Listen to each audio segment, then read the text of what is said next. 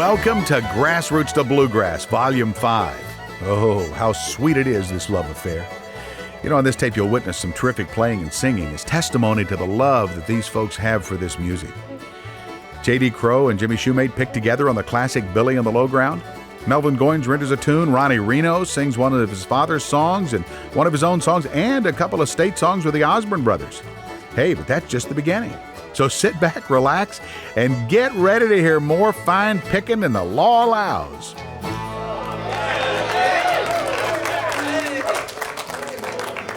That's our all-star band back there, the Dale McCurry Band, and extra people like Gene Wooten from the Osborne Brothers Band. And, yes. Buddy Spiker, of course, and got a Charlie Cushman back there backing up the boys with the fine guitar work. Back prior to TV, we were individual bands. We'd go out and play schools and courthouses and theaters and such as that, and could draw pretty good crowds. But once TV came along, it was pretty hard to get them out of the house on Monday nights. So, but back when we was doing the full shows, an hour and a half or 2 hours, whatever, we had quite a variety. Do a little some comedy. Everybody always carried a comedian and do a little specialty acts.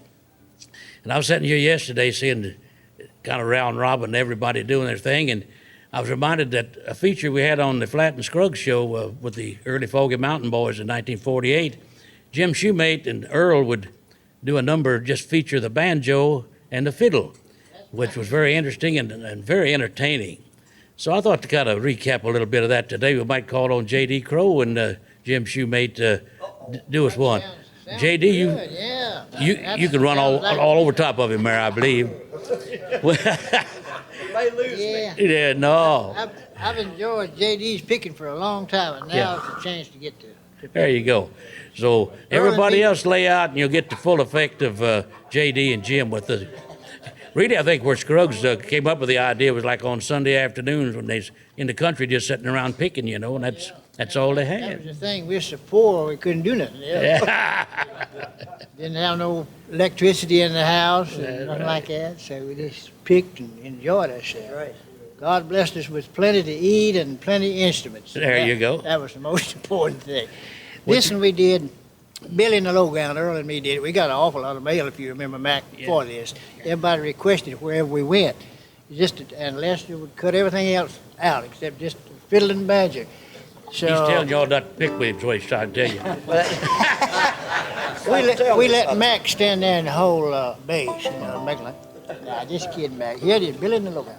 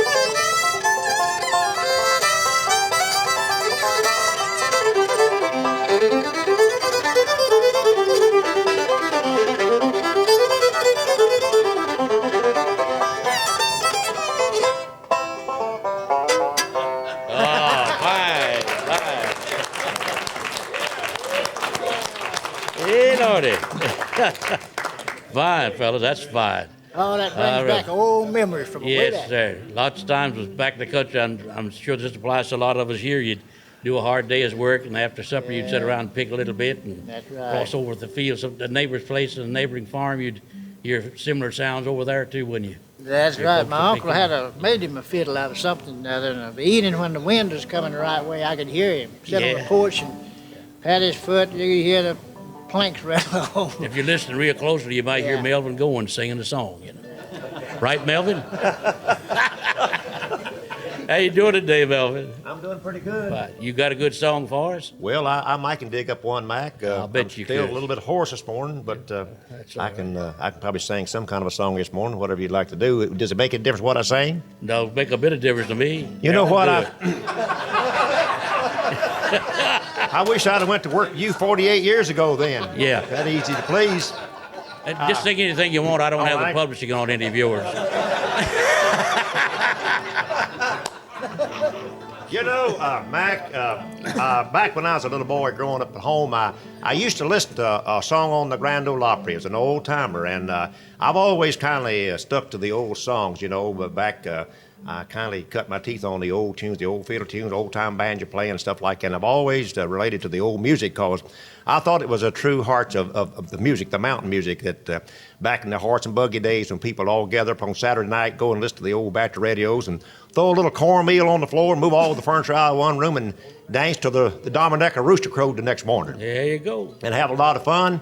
And this is a song that I used to listen to on the Grand Ole Opry on Saturday night with the old battery radio and Uncle Dave Macon and the Fruit Jar Drinkers and the Possum Hunters and Sam and Kirk McGee and Ernest Tubb, Brad Foley, Eddie Arnold, and all the old timers, Bill Monroe.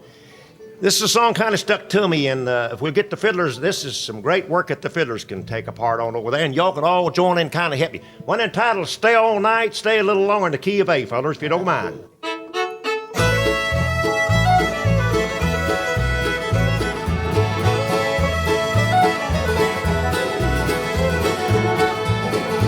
We're sitting in the room, we're talking to my love when the slop bucket fell from the window up above. The mule and the grasshopper eating ice cream. The mule got sick and the lady on the bean. Stay all night, stay a little longer, dance all night, dance a little longer. Pull off your coat, throw it in the corner, don't see why don't stay a little longer.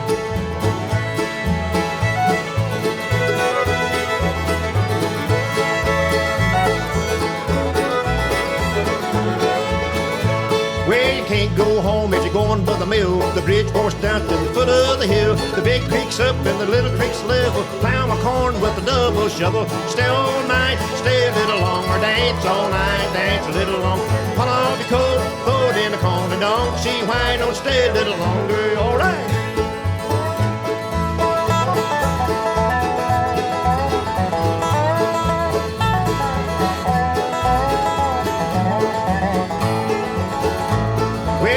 See my blue-eyed Sally, she lives away down on Shinbone Alley. The number on the gate, the number on the door. Next house over is the grocery store. Stay all night, stay a little longer. Dance all night, dance a little long. Put on the coat, throw it in the corner. Don't see why don't stay a little longer. All right.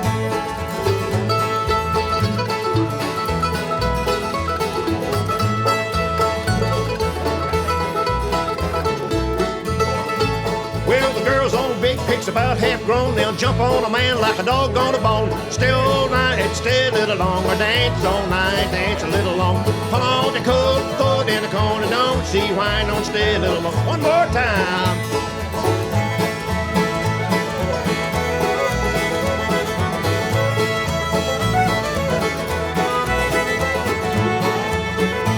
We're sitting in the room talking to my love when the slop bucket fell from the window up above. The mule and the grasshopper eating ice cream.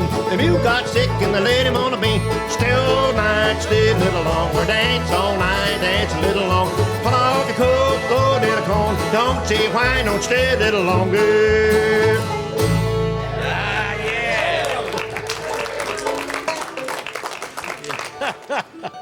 I was just sitting here listening to Melvin do that, and it emphasizes what I've always contended, that there are very few boundaries in music itself. Jazz, I think, as much as you can to bluegrass music because of the liberties we take with it.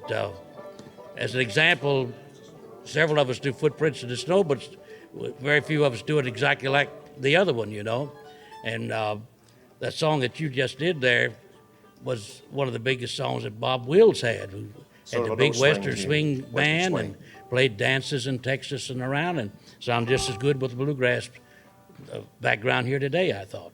Well, Mac, speaking of this music, I never thought that I would ever be sitting here today where I'm sitting. Of course, something I aimed to mention just when y'all was talking about Carlton Haney, I want to go back just a little bit about two fellers that's not with us here today, the late Don Reno and Red Smiley. Fellers that I will never forget as long as I live on earth and walk in my two shoes and play bluegrass music. And a young man sitting over here by the name of Carlton Haney. I was working in Bean Blossom, Indiana, and me and my brother, in 1969, Bill Monroe's Bluegrass Festival in Indiana, Bean Blossom, a great festival, a festival I'll also never forget. Anyway, me and Ray had just had left the Lonesome Pine Fiddlers, and you know when you start a new group, it's kind of hard. And because people don't know of you when you're going out, when you're on your own, you've got your work cut out for you. And sometimes the road gets mighty rough and rough to travel. Anyway, we was there, and we played Bill's festival a couple of days in Bean Blossom.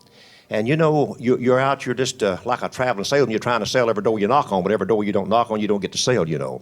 Well, anyway, Reno and Ray, we stand out there behind the old barn that's no longer in Bean Blossom, and we was telling Don that we'd started on our own, and we wasn't trying to need some work, we need all the help we get. And so Don said, well, have you got any festivals booked? I said, yeah. No, we don't have any festivals booked, but I said, we sure like to play some. He said, let me talk to Carlton. He called Carlton Shorty then, Shorty Haney. He called Carlton Shorty. And he said, let me talk to Carlton. So he went over and talked to Carlton about booking me and Ray at Berryville, Virginia. And Carlton said, I swear, Don said, I just can't use nobody else. Said, I done got all I can afford. He said, Carlton, said, if you don't book these boys, said, it's going to come the awful storm and rain that you've ever saw in your life. Oh, Lord, Don said, don't talk like that. Said, I'll lose everything I got. And so Carlton put his, well, he said, now you've either got your choice, be rained out or book the Goins boys. He said, I ain't got much money to give them, Don. Well, he said, how much money have you got to give him? He said, all I can pay is $100 a day for a four-piece band. And I said, well, we'll take it. So he booked us 3 days at the park. We got $300 for a band to play 3 days. So that week we started out pretty good. We stopped and played. I booked $1,450 worth of work for a whole week. I worked a whole week. I got a week's booking that week for $1,450, including the last job we booked with Carlton for $300. Mm-hmm. But the radio days, as I was going to get back to say, it didn't rain. Oh, the sun shined. We brought Carlton good weather, and Carlton done well. Carlton walked around with a stick to knock the people. He said, boy, he just said move over. Said, we got to have room for more people. Said, they're coming in by the droves. Yeah, yeah. Well, Carter Stanley says, it's Carter Stanley, you say they come in by the dozens. Anyway, speaking of the old WCYB Bristol, the Farm and Fun Time days, you mentioned yesterday, 2 hours from 12 o'clock to 12 from Curly King, the Tennessee Hilltoppers, Flat and Scruggs, of course, the late Charlie Monroe and Foggy Mountain Boys, Lester and Earl, all y'all were there. And me and Ray used to work in the cornfields, and we missed our dinner breaks to get everybody done 2 15-minute portions, you remember. Everybody done, I believe, a 15-minute show twice a day. Yeah. And I've missed my dinner break many a day just to get to go and listen to Farm and Fun Time, Lester Flatt and Earl Scruggs, the Foggy Mountain Boys, and Charlie Monroe and the Stanley Brothers. And that music I kind of growed it from. I've never forgot it, and I loved it so good. I told me and Ray, I said, we got to learn to play. So the funniest thing I ever done, I went into the mountains, took a double-bladed axe and a cross-cut saw, and I cut down maple poles, little maple poles. The sap was coming up, you know. I mean, you could skin the bark off them, you know. And so I went into the hills, and I took an old set of post hole diggers, and I dug 4 post holes. And I put the post in the ground, and I split those little maple poles open, turned the round side down, and nailed it. It was about a 6x6. And I told Ray, I said, everybody's got to have a microphone. And so I took another maple pole, and I skinned the bark off, and I nailed it down in the middle. I took a cream can, and I nailed it on top of the roofing tack and took a horseshoe nail and punched that cream can full of holes. And that was our microphone. And so that's what we sung to, and our audience was 2 big hound dogs. And every time we go to pick them, dogs go, oh! That just hurt their ears, you see. So that was our first audience 48 years ago in the hills of West Virginia on a little pole stage. Well, and here I'm sitting here today, and this is one of the greatest thrills of my life. And thanks to you and everybody that's got a part of this show for letting an old wore-out boy, an old country boy who's never had much nothing, be here with this great group today. This is the greatest thing that ever happened to bluegrass music. Well, thank you, Melvin. I hope these boys and girls will be on their good behavior and learn what their mama taught them to teach their elders, to treat their elders with respect. And we'll look forward to making your visit welcome here today. You brought up the Reno and Red Smiley band earlier, and we happen to have a fair representation of that Don Reno group right here. And recorded memories. I've known this young whippersnapper from the time I used to stand him on the stool. This is the first thing, right? This is Ronnie Reno over here, direct descendant of Donna. This is Don's oldest son. Yeah, hi, Mac. How you doing this morning? I'm fine. Good. Ronnie? It's I reckon I did grow up with you. I reckon back in the late 40s on a little trailer park out there on Dickerson Road. You bet. I don't remember much about that, but they said I was there. Yeah, But, you was. But anyway, it is. I'll say what Melvin said. It's a pleasure. You didn't have time to remember that you was into everything. You was a little Dickens. Was that quick? Oh, you was quick. I hear y'all been having a good time here. I'm sorry I yeah. missed yesterday, but it's great to be here today. Oh, I thought you was going to say you was going to put a stop to it. Well, I think I probably can if I continue. with No, I'm problem. just kidding you. If I didn't know you loved you so well, I wouldn't kid you like that. You going to sing us a song? Oh, sure, I can sing a That'd be a song. My dandy. gosh, yes. Sonny probably be your mic stand there. Well, he's.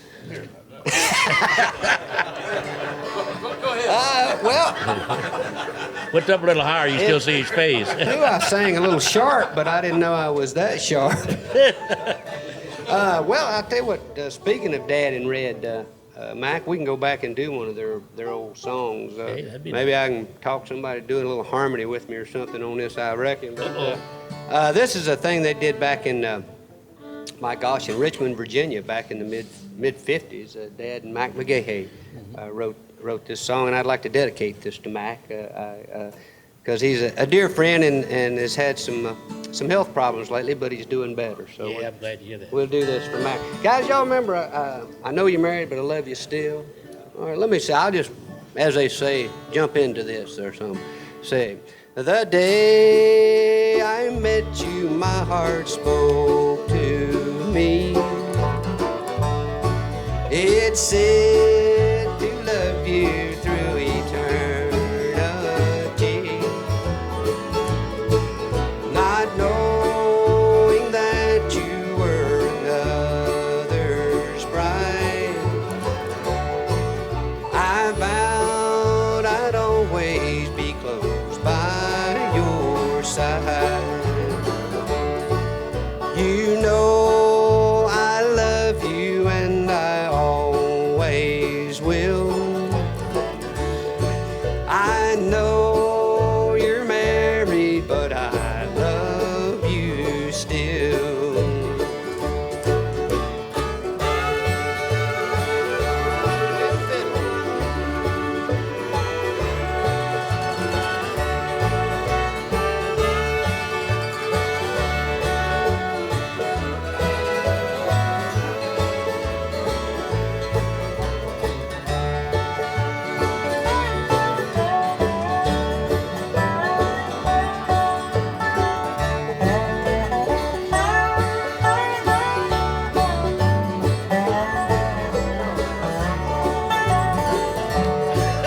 You broke a heart, dear, that would die for you. I'd give the world, dear, to belong to you. The game is over now, I know I've lost. My broken heart will have to pay the cost. You know I love you and I always will. I know you're married, but I love you still.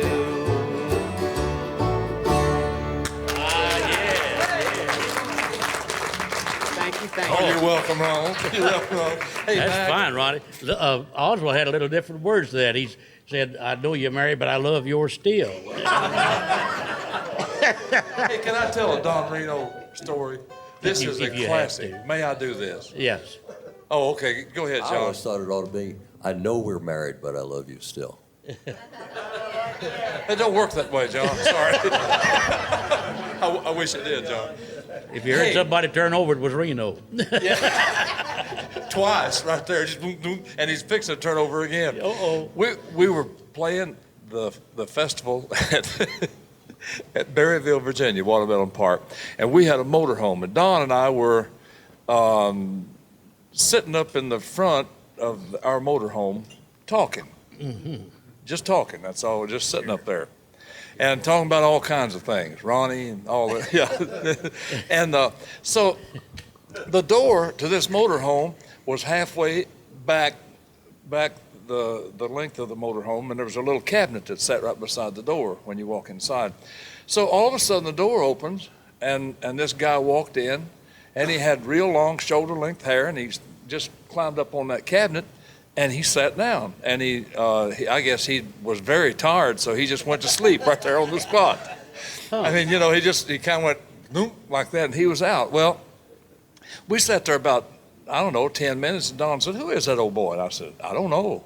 It's this old classic thing. I thought he knew you." And Don said, "I don't know him." And he said, "I'll tell you one thing." And few people know that Don Reno was a great barber. He was just a wonderful barber. And so Don said, "I'll tell you what, though." He said, "The old boy needs a haircut real bad. I'll be right back." So he went to his motorhome, which was parked next to us, and he came back, and he had these clippers and scissors and the comb and the whole bit. And that old boy was just absolutely passed out. I mean, he was zonked. So he'd been probably jogging or something all day. And he is just, completely wiped out. And Don sat there, and he gave that guy the neatest haircut that you've ever seen. And this guy had shoulder-length hair all the way around. We're talking 70, maybe something like that, when long hair was really the thing right then. And Don gave him a real nice haircut, about like Eddie Stubbs' hair. And I don't mean that. I'm not talking about up here. I'm talking about. He took a lot off the top. He took about. Mac, I wouldn't talk too much. Me and you both in that same category. but he gave him a real short haircut, and around the ears he cut it all off like that, and he really, after he saw the old boy wasn't going to wake up, he really got into it. He'd stand off like that, and he'd do the camera thing, like he was blocking out the camera and all that bit, Yeah, that looks pretty good, don't you think? Yeah, it looks all right, Don. And we'd stand off and look at him. It took him 20 minutes to cut this guy's hair, but he gave him a great haircut, and he took his stuff back and put it on their motorhome. He came back, and we sat another about maybe 10 minutes, and this old boy walked up. He woke up, and he didn't say a word to anybody. He just walked back out. And no, I would never saw him again. Can you imagine what his friends thought? or when he went to the bathroom or something and looked in the mirror and thought, "Gracious, where'd my hair go?" That's Don Reno. I got another that I'll tell a little bit later, but that's a reverse Rip Van Winkle story right there. Oh, it's unreal, yeah. He went to sleep and his grew, I never knew what a barber shop looked like till I was about 15. I always had a bunch of red streaks up the back of my neck from them old clippers, and so and a notch or two out of your ears. Every time. Don said, he told me, he said, "You know what?" He said, "I'm a real good barber." Matter of fact, he said, he said, "You know what it takes to make a great barber?" Don and I were real close buddies. Real close. And he said, "What it takes to make a great barber is when you can give a guy a haircut and he looks like that he don't need a haircut, but he didn't just come out of the barber shop." He said, "That's a great haircut." I guess so. That's the truth, too.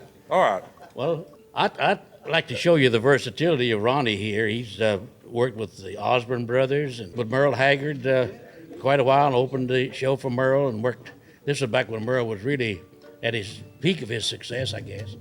Yeah, I'm very fortunate, Mac. I've worked with four bands that I've always felt that I was a great time in my life, that we all had great bands and was doing great music. And of course, Dad and Red was one, and the second one was Bob and Sonny.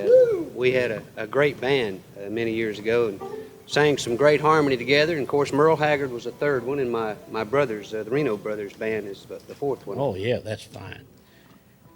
Well, where I was going with this is then you're quite a songwriter too, Ronnie, and this next song he's going to do. I hope I got the right one that Conway recorded. Yeah, I was fortunate enough to to have a song recorded by Conway, actually a couple songs recorded by Conway. And in fact, Carlton Haney was with me, I think, the day that we pitched this song to Conway. I never will forget, Carlton told him, said, Conway said, we're going to sing you a song, but you can't record it. He said, you can just hear it. We'll just let you hear it, and you can't record it. And so That I tweaked sang. his curiosity, did it? I think it did. It sort of tweaked my curiosity, too, because I was definitely not going to tell him he couldn't. But anyway, this is a song I had written, and it was about sort of growing up with Dad. I always wanted to play the kind of music when you're growing up, you want to be cool and hip and sort of a rocker. Yeah. And so I didn't realize, it's hard to be a cool and hip and a rocker when you're 16 with an acoustic mandolin, but Bobby's done it. And Don Reno was son. That's right. with a 5-string beside you, But, Well, this is bound to have been the only bluegrass song that Conway ever recorded, wouldn't you say? I would say that. Yeah. I would say that. I was tickled that Conway cut it, and also Mr. Bill Monroe came up and thanked me for mentioning his name in it. Did he? But yeah, I'd like to do it if we can, guys. It's I don't. Yeah, be natural, and that's what we will Grab be. a hold, friends. This is different. I'll just sort of vamp on this a little bit, and then y'all just sort of hump in there, and we'll try it here. And this is not like landing a 747, is it? We got more than one shot at this if we don't do it right. No. This is it. As a matter of fact, yours is almost done. That's right. Well, And be sure you're coming in on the runway, too. it's a 2.5-minute song, so let's Really? let's see. Here we go.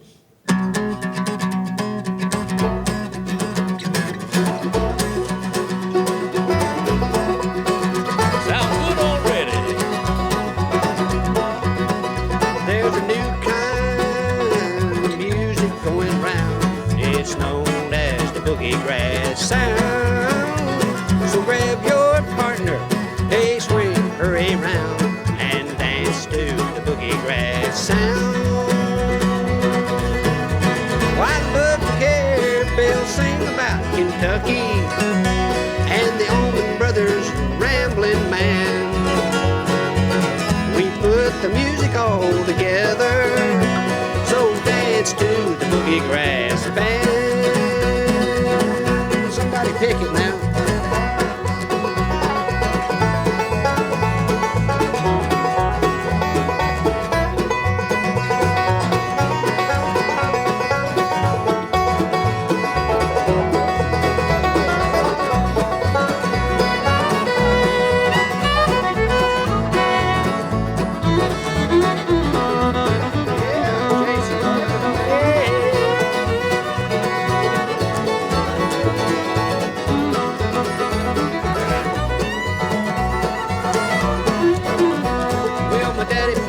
Guitar and saws a fiddle too, and taught me how to sing and play for you.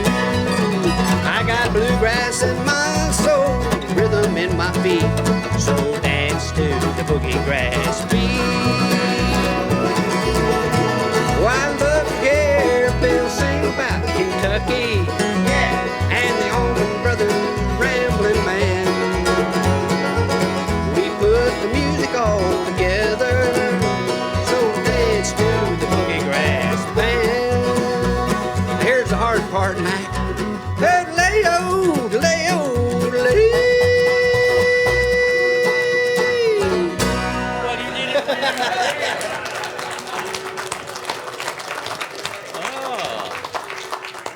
Ronnie Reno showing you what the other side's like there. Thank you. That's fine, right? I kept waiting for Sonny to hook you in the eye with his banjo neck there. He warned me, I'll say that earlier. And I'll tell you what, I had some flashbacks there. Your dad did that to me one time.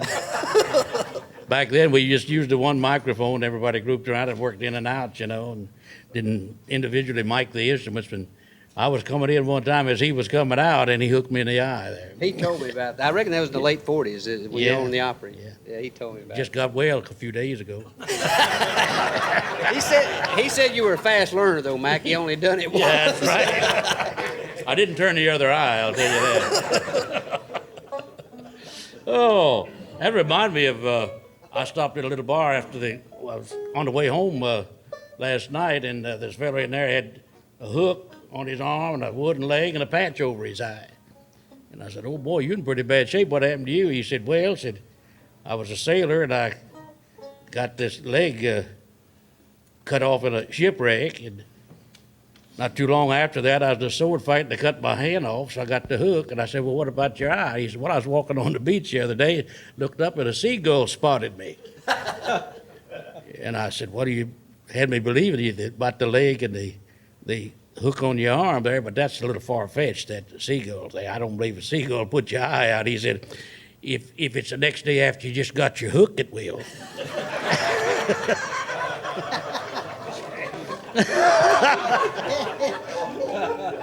Right, Sonny? That's really funny, Mac. Yeah, boy. I didn't say it happened to me. I just heard it.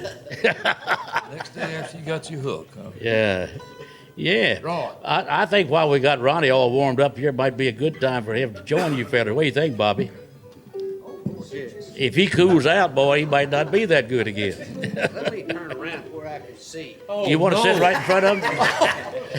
Well, Sonny warned me that if he got to picking, he might go this way with that, and so I'm You're gonna protecting that eye. You got to. Yes, you do. I looked at you enough. Yeah, well, quite a few years. Ronnie worked with us 6 years. Almost. Yeah, right at 6 years. Yeah. Mac, you know we've been really fortunate, Bobby and I have, to always seem to be at the right place at the right time. Yeah. And the success that we've had, I really, more than anything else, point to the guys that's always worked with us, and Ronnie being one of the very best ones, Dale Sled being one of them, Terry Eldridge, one of them, Paul Brewster, one of them, and we've always seemed like when that number came up, we were standing there. It's not that we were that talented; we were just there. And you know from experience, that's about 90% of the business. No, I'm not. Yes, you No, are. I'm telling the truth. No, it's a rule of thumb that you're just successful as the people you surround yourself with. You know? I believe that a lot. We've had 2 songs that became official state songs. The first one being Rocky Top, of course, and this song we're going to sing right now, in 1980 or 92, I guess it was 1992. This one became a state song, and it's simply titled "Kentucky." And we've also just recorded a song too that'll be out probably in the next year or so that the Melvin Brothers did called "Alabama." So maybe we'll be lucky there and get one from Alabama too. If it does well, It is a state song already, so we've got 3 of them on right now. Great. And working on another. That's right. Carry me back to old Virginia might come in there later. Do you have the publishing on that one, Mac?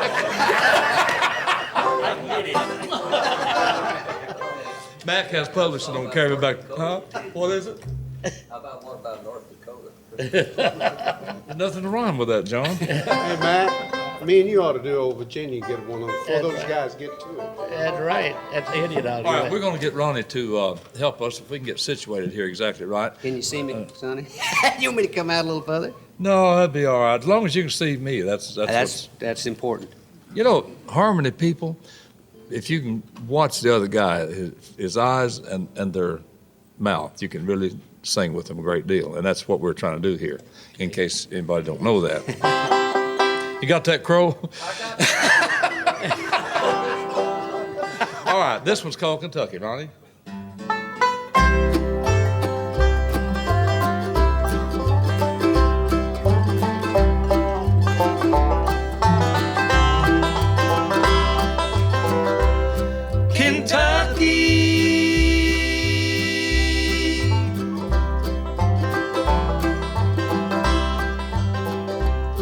You are the dearest land outside of heaven to me.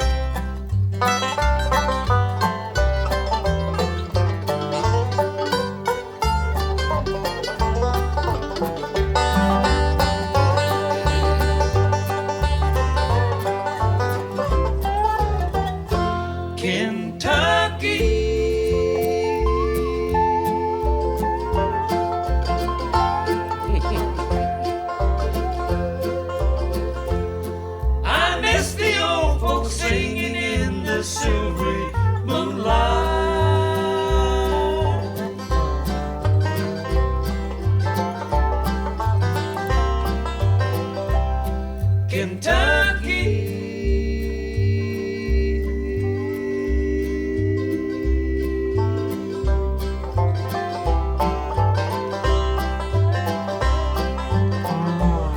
I miss the hound dogs chasing coon.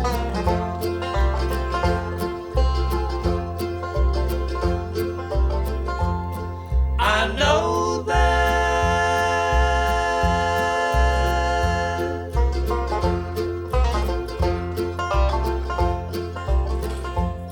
my mother, dad, and sweetheart all are waiting for me.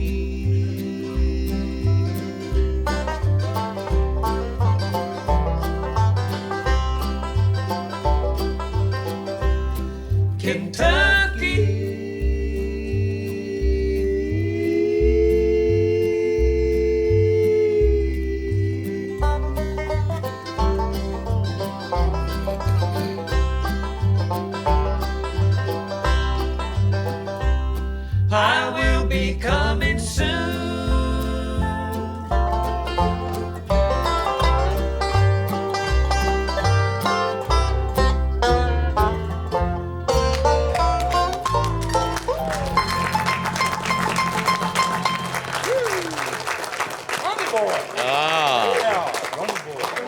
It ain't gonna get much closer than that.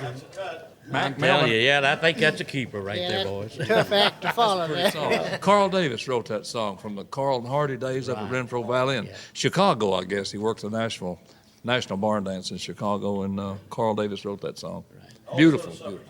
Supper Time Frolic. Yeah. WJJD. Right. Randy what? Randy Blake. Randy yeah. Blake, yes. Yeah, Randy Blake. I think we ought to give full credit there to let the folks know that Bobby was singing that before noon the day that we put this down. He makes my throat hurt to hear him sing tenor, I'll tell you that. Mac? It can become very intimidating. You ask him what key you wanted to do it in, he said, wherever you want to do it. Hey, it's hard to hit the third part, much less hitting the high. Nobody's talked about my part. But I've got a really rough part there, Mac. I know Did you it. know that? Yes, I did, yeah. Eddie knows it.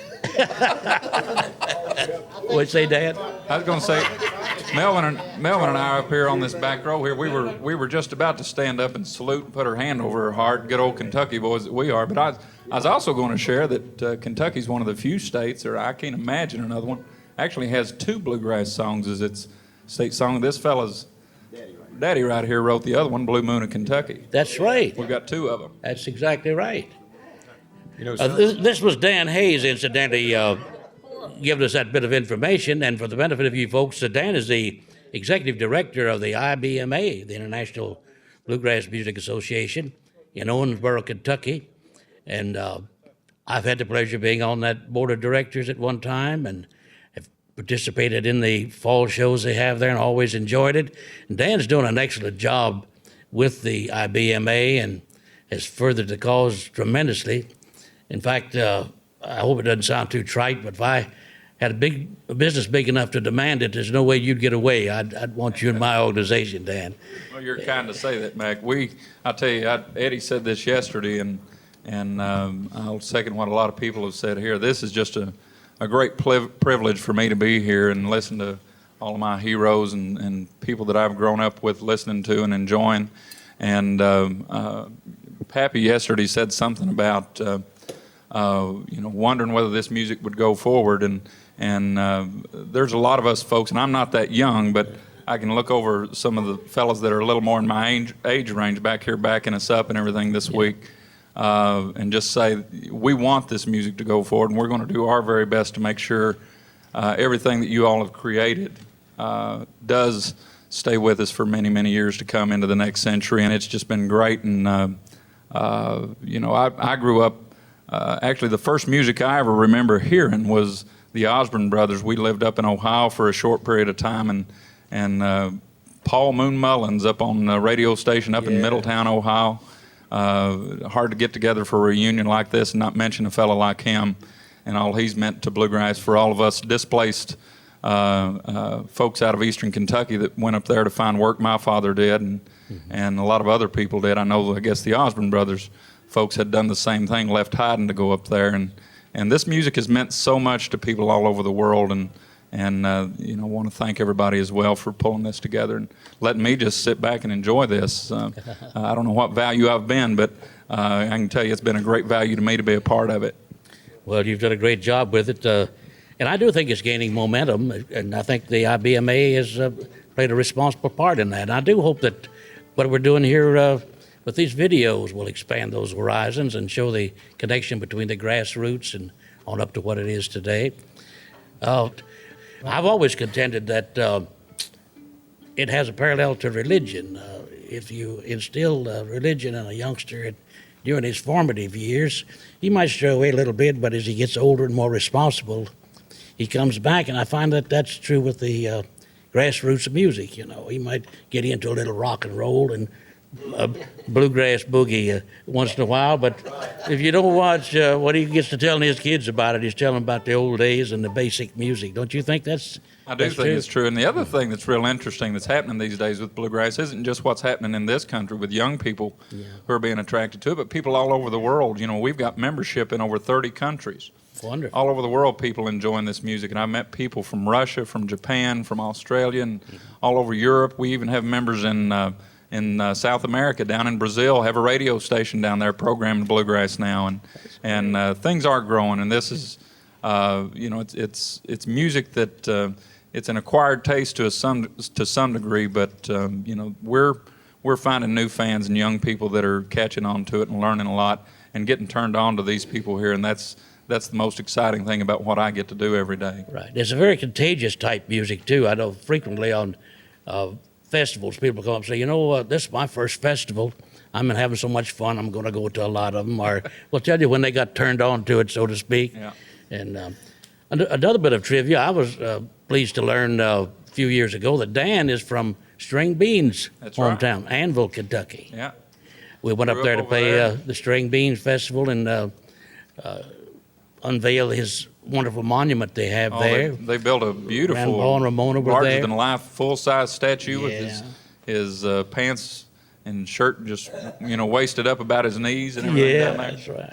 And a fellow we all miss very much, I guess the first banjo player for the Bluegrass Boys, and what a great storyteller he was. Wouldn't it be wonderful to have him here with us? Yeah, he was with Bill when I was with him, one of the Bluegrass Boys. We roomed together and rode the bus a lot of miles together. Mac, String Beans and me, we used to room together. He was a one-of-a-kind fella. We had 2 30-minute sketches on the Bill show, on the tent show. And to show you what kind of a fellow he was, he called me brother all the time. And one time we went on the stage and he'd say, "Brother, I've got a new one for us tonight." I said, "Well, tell me, how's it go?" "Well, it's all right. I'll tell you when we get on the stage." And we'd get on the stage, and he'd say something to get people laughing, and then he'd whisper to me, and I'd come back and say what he said, and then he'd have the punchline, and I went through a whole routine that I didn't have no idea what it was going to be. Yeah. That takes a pretty good comedian to do that. Yeah, you betcha. He is one of a kind. You betcha. Ramona, I'm sure, has some. Mac, String and Estelle were our dearest friends in the world. Yeah. And after they had gone on, Grandpa and I played the festival one year, the first year it happened, I believe. And while I had a couple hours to get out and roam around, I got in the car and went out to see the house that String was born in. And it has a little plaque out front in the yard. It's better now, I'm sure, than it was when String lived there. It's been remodeled. But the plaque has some words spelled wrong. It said, "A star of Grand Ole Opry, O-P-R-E-Y." And I thought that was so funny. String probably told him to say it that way, Oh, he was a wonderful fellow, such a tragic end. I still miss him very much, as I'm sure you do. And but we don't want to reflect on that. This is a happy occasion. Grandpa said he lost his best fishing buddy, and when you lose a fishing buddy, you can't ever get another fishing buddy like that. I'm sure that's true. Right. Mac, the most highlights of my life in bluegrass music is something happened to a fella that kind of started all this music back many years ago, Bill Monroe. 1994, my brother Ray, he took sick with a heart attack, and we done a benefit show in Moorhead, Kentucky, April of 1995. And Bill and them, they came up, and we done this show here, and I thought that I would pull a little joke on Bill, and so of course everybody knows the first song that Bill sung on the Grand Ole Opry was "Mule Gunner Blues," And so I went to a hardware store and I bought a 10-quart water bucket, galvanized water bucket. And I filled it full of good, clean water and ice and put an old-fashioned dipper in it. And I asked Bill, I said, one song I'd like for you to sing me, Dave, would be the first song you ever sung on the Grand Ole Opry. He said, I'll do it, boy. And so when he come to this part, hey, little water boy, bring your water bucket around, well, I walked out in front of Bill with this water bucket full of ice water and this dipper. And Bill just stopped. He said, come here, boy. And so I walked up to that water bucket, and Bill took him a drink of water out of that dipper and reached it back. But he said, now, I'll carry on. And that was the greatest thing that ever happened. When he said, bring your water bucket, and I gave him the drink of water, I felt so good doing that, and I'll never forget that. And also, I'd like to remind you that day, where people knows or not, the governor of Kentucky, set the month of April aside for Bluegrass Day and could hit his own record at Frankfort. It's Bill Monroe Day, the month of April. He set that as Bluegrass Day in Kentucky, the month of April. Well, that's great. Speaking of carrying on here, would you fellas like to do the other state song at this time? Which one's that, Mac? Let's see. Virginia. No, the Tennessee Rocky Top that you I talking was about. so engrossed in the conversation, I forgot that we was even here. Yeah. Hey. I thought you just forgot about that. Is Brother Reno going to help you with this Oh, one too? yeah. Is he? Well, all right. Watch this banjo neck for sure on this one. Oh, I've got one question. I'll not hit you. That's right, yeah. Yes, once. I've got one question that perhaps you can clear up here. That beautiful harmony you do on the ends of your songs. Did you guys figure that out, or was you searching for the right part one time and worked it into something commercial? Mac, did you notice this little table I've got here? It's got all kinds of things on it. You remember what I told you yesterday? Bill said that he throwed that ball and he went. I can still throw. You don't want to get too testy over there, brother. Do the song. I love you though, Mac. I love you. You're from Virginia, ain't you? Yeah. I thought so. Yeah. Anyway, what's that got to do with anything? I don't know. The thing about the parts and all like that.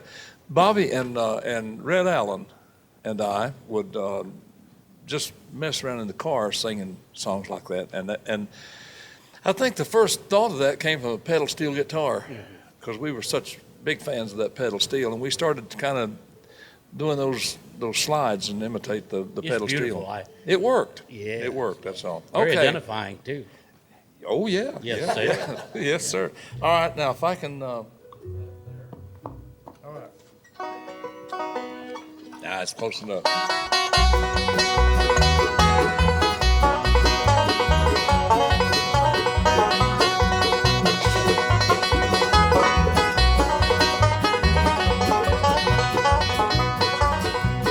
We said I was on old Rocky Top down in the Tennessee hills. Ain't no smoggy smoke on Rocky Top, ain't no telephone bills. Once I had a girl on Rocky Top, half bear, the other half cat. Wine as a mink, but sweet as soda pop, I still dream about that. Rocky Top, you'll always be home sweet home to me. Good old Rocky Top, Tennessee. Rocky Top, Tennessee. Watched two strangers climbed on Rocky Top, looking for a moonshine still. Strangers ain't come down from Rocky Top, reckon they never will. Corn won't grow at all on Rocky Top, dirt's too rocky by far. That's why all the folks on Rocky Top get their corn from a jar. Rocky Top, you'll always be home sweet home to me. Good old Rocky Top, Tennessee. Rocky Top, Tennessee.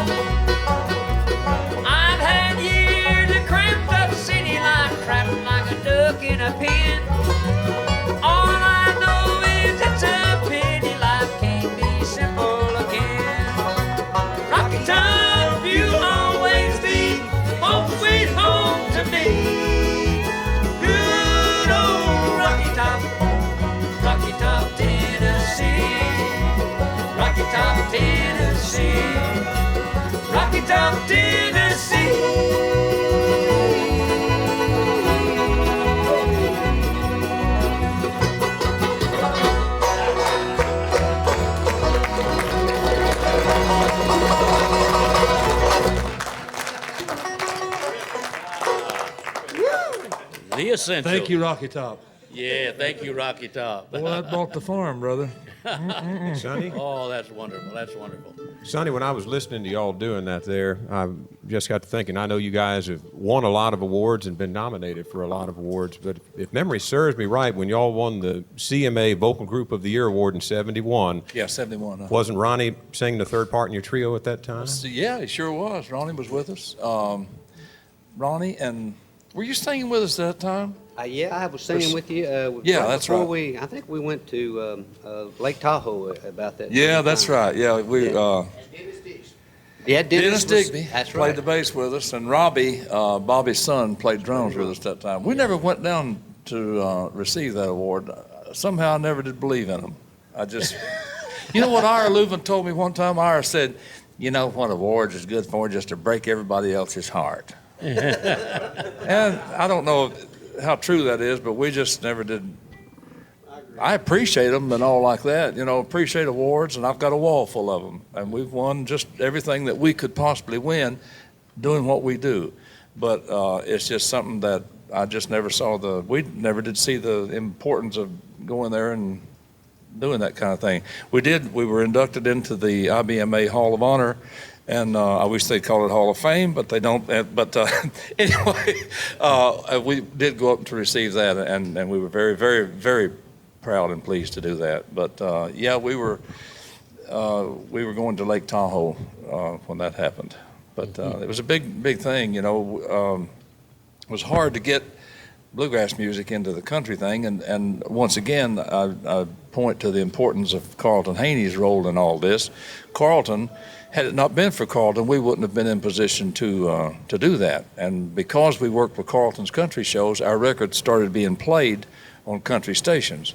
And if we could ever get that all done at one time, all this would be a lot easier, because if bluegrass music is put to the people along and mixed in with all the other stuff that they call in country nowadays, we'd win and in a heartbeat.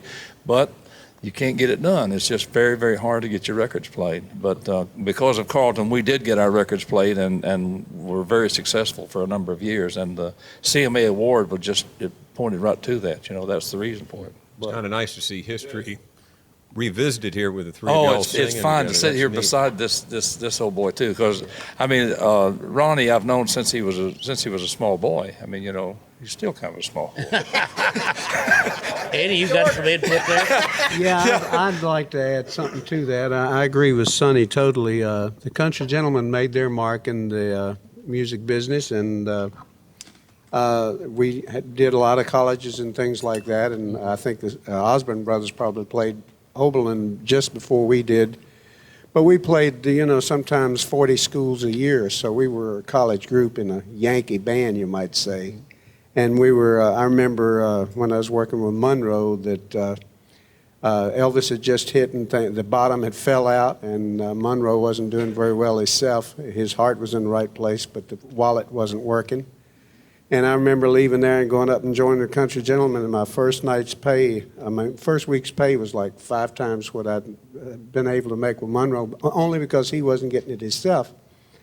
And one of the biggest reasons for that was that not only were the colleges there for us, but Carlton Haney was there for us. And people can say what they, good or bad, yin or yang, or whatever they want to say about Carlton, but I think he's one of those most important parts of the industry. And the reason it survived, and if people can get past their own wallet and look at the overall picture, they will see Carlton as a hero rather than anything else, because he really was so effective in keeping Bill Monroe alive, the Country Gentlemen alive, the Osborne Brothers alive. Jim and Jesse got a part of that. Yeah, everybody. I think everybody in the bluegrass, Bill Clifton over there, everybody. Bill, you didn't get any of it? No. Oh, well. Now, you played a few of them, didn't you, Bill? Oh, okay, well. He was in England. That's right, he went to England. But anyway, I did want to add that, and I think I never mentioned the Country Gentlemen yesterday, and I think since I'm the only one here to represent them, that they played a very vital role in the music business and turning it around a little bit, you know. I'm not going to give us a whole bunch of credit, but we did come in at a time that it needed a group to pick it up and carry it somewhere else, and I was fortunate enough to be a part of that, and I really just Thank wanted to you, say Eddie, that. for that. I had the pleasure of presenting the Hall of Honor award to the Country Gentleman 2 or 3 years ago. Am I right? Yeah, Dan? I got 3 in years on ago. that, and I really appreciate that, too. Would you like to tell the folks who the original members of the Country Gentlemen were? Well, the classic gents were the ones, cut all the first albums. If people didn't know us until you cut a record, they don't know who you are. So that group was Tom Gray, Charlie Waller, John Duffy, and myself. But I can't ever say the names of the Country Gentlemen without saying Ed Ferris, because I thought he was a wonderful bass player and a wonderful person. Yeah, you're exactly right. Well, I think we ought to pay a little attention to the ladies here. They're going to think this program is top heavy with old hairy-legged boys. I reckon they are. All right, and since we've got the cameras kind of zeroed in over there, let's have Miss Martha step front and center and do a song that she wrote, I believe. And this is not Salty Dog, but it's a dog song, isn't it? No, it's a song about me, Mac. Did you really? You know, this is Eddie's theme song. he says it's about him, but it's really not. I wrote it before I met him. It's just a song about traveling, because I was raised on a farm in South Carolina, and there wasn't much down there that I thought that I needed for the rest of my life, and all I wanted to do was get away from there. Yeah. I guess everybody in this room knows a whole lot about traveling. As a matter of fact, I was wondering how many millions of miles, if you added everybody's miles up, how many millions of miles there'd be out there. It boggled your mind when REOs would be happy. Yeah.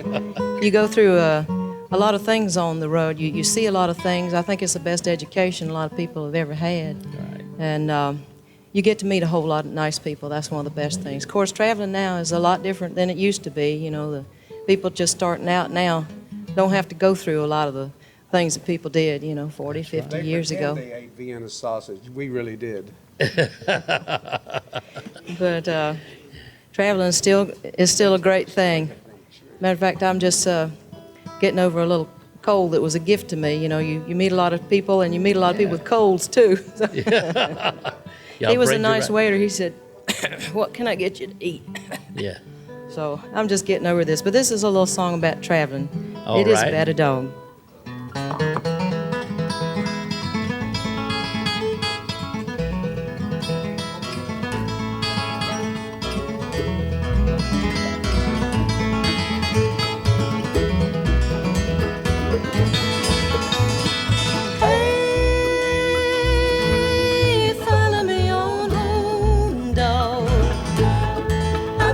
So long, dog, I ain't got no more home than you.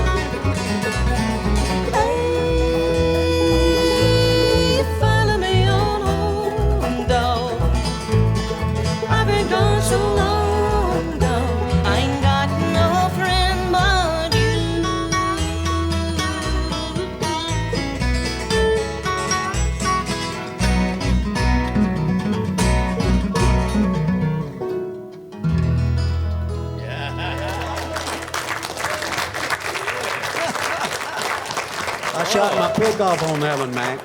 Oh, Eddie's using all Shot my that. pick right off like an arrow there. Yeah, you was using all that guitar deck there, wasn't you, Eddie? No, I was trying.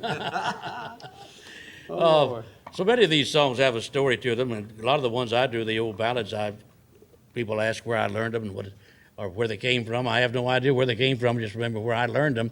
But talking to Pappy Sherrill just before we started today, and he's going to do a song for us today that had an interesting history to it, or how he came about to write it, really. Pappy, tell the folks what you're telling me back there. I found that very interesting. Well, I was in Washington playing, putting on the medicine show there on the mall. And they stopped us one day so the Beach Boys could perform on the mall. And about this time of year, why the cherry blossoms were in bloom. I said there ought to be some song about the cherry blossoms. So I fiddled around. I did come in with something that I put together, and it seems to be going over pretty good to people. I like to play it. Good. You don't hear many of the old time waltzes anymore. No, everything's too fast paced, isn't it? You don't hear many waltzes anymore. Right. So I put that together, and I liked it very well myself. All right. You can do it for us today? Yeah, I'll play it for you. It's called the Cherry Blossom Waltz. Pappy Sherrill, friends. I'll name it to you. There you go. Takes a lot of room for me to get in there.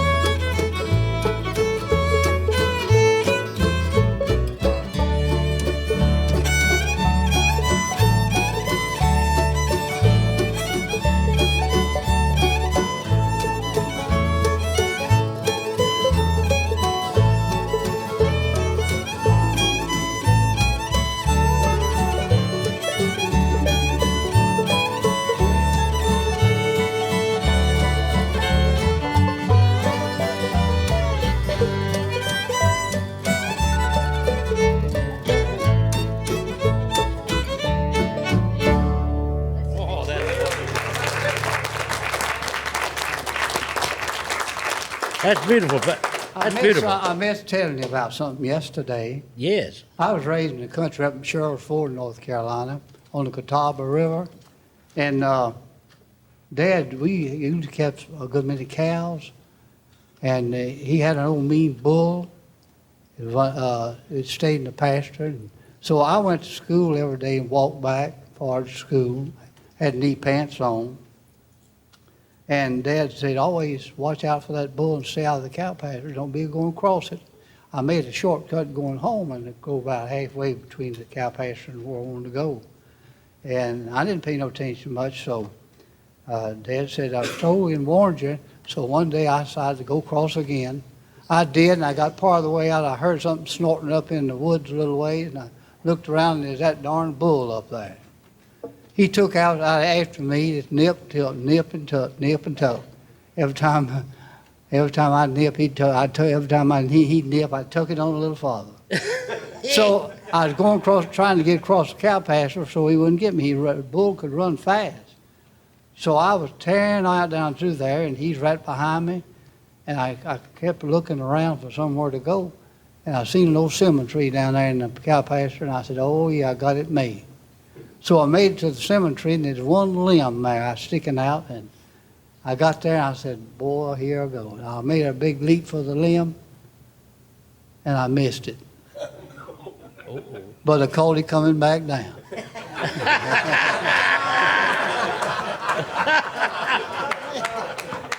Yeah. You led us right down the garden path, didn't you, Pappy? Mac, it's a person that plays he did a lot for bluegrass music, and his name hadn't been mentioned. When we was growing up, we used to watch the station in Charlotte, North Carolina. We lived so far away. Television wasn't nothing but snow. But he hired the best banjo picker that I ever heard in my whole life. And we don't want to forget about Arthur Smith hiring Don Reno. And at times he would have Red Smiley and Don Reno. They would sing together. But Don's singing buddy on that show was the great Tommy Fail. And I just want everybody to know a lot of the bluegrass came from over in South Carolina and North Carolina. There was Earl right up the road. And Don, I remember in 1964, I got in my 64 Ford and drove to Union, South Carolina. Ronnie was just a little old bitty fella. And I just had to have a banjo from Don Reno. Don sold me one of his original flatheads, and I got it back home, and I just couldn't make it sound like a thing, because it had Don Reno. And a guy came up in a Model A Ford one day, and he said, I understand you have a Don Reno banjo. And I said, yeah, and I can't play it. He said, well, I'll swap the Model A for the banjo. So we made a swap. And you still got that Model A? I still got the Model A. Yes. But the banjo is gone. But I just wanted to say some of the best pickers, including our good old buddy Greasy. Yeah. Was a showman, and a lot of my comedy come from watching people like that, and the great musicians in South Carolina and North Carolina that showed us how to all do it. Right. Thank you, Leroy. Thank you very much. Who? Wasn't that a fine song they sang? And have you ever heard Cherry Blossom Waltz sound any sweeter? At 84, Pappy Sherrill still got it. Now pop in Volume 6 of Grassroots to Bluegrass, in which Kenny Baker and Ramona Jones prove that Pappy Sherrill isn't the only one who's still got the chops. Also in Volume 6, James Monroe shows us that the apple doesn't fall far from the tree. And Charlie Louvin and Jim McReynolds render a Louvin Brothers classic. But first, let's discover how Bill Monroe similarly affected the lives of Del McCrory and Jimmy Shumate. But I got tired of the opera. Our booker would start, instead of going out there and booking in, he'd always start about 20 or 40 miles from Nashville, book out. Time Friday night come, we'd be in Dothan, Alabama, Jackson, Mississippi. Have to drive all the way back for the opera. Then they wouldn't let you had to be there on Saturday night. You had to be there. Then they finally let us be off one Saturday night a month. And then two, and now you don't just pass by whenever you want to now. Yeah. But back then they were strict. I remember they had to put down your song or not you was going to play next Saturday night. Cap. So I went in. I didn't even know that. See, I come in one evening. Vito said, "Shumate, you didn't put me down nothing to play last week." I said, "I didn't know I was supposed to." He said, "I put you down one." Started to walk away. I said, "What'd you put down?" He said, "Lady of the Lake." I'd never heard of it. I said, "Birch, you know what Lady of the Lake?" He said, "Yeah." I said, "Get back in and show me how to go." He got back in and showed me how to win. I went out there and opened it. Played that darn thing, just tore the house. I never played it for my life. How about that? Just a kid. Sure, well, you picked it up just like that. You know, when you're young, you just pick it up just like that. I don't know how it sounded, but they always must have liked it. I'll tell you what I did one time. Now I heard a fiddle player play a tune on the fiddle. It's called the Blue Mountain Waltz. Yeah. And I wanted to learn that thing, but they couldn't find the music to it. And I heard it one time, and a couple of nights I go after that. And I went to bed, I went to sleep, and woke up the next morning, I could play the darn thing all the way through. And that's happened, and I did it. Good Lord, just it was in the key of A, and I played it all the way exactly through. What it was. Kenny Baker's one wrote it. You wanted to play it, and that's all it takes. When It you want to do was in something, it was up there, and it come out just as plain. I played The this. brain is I can just go a- pick my fiddle up and play it right now all the way through. Yeah. Probably the lower.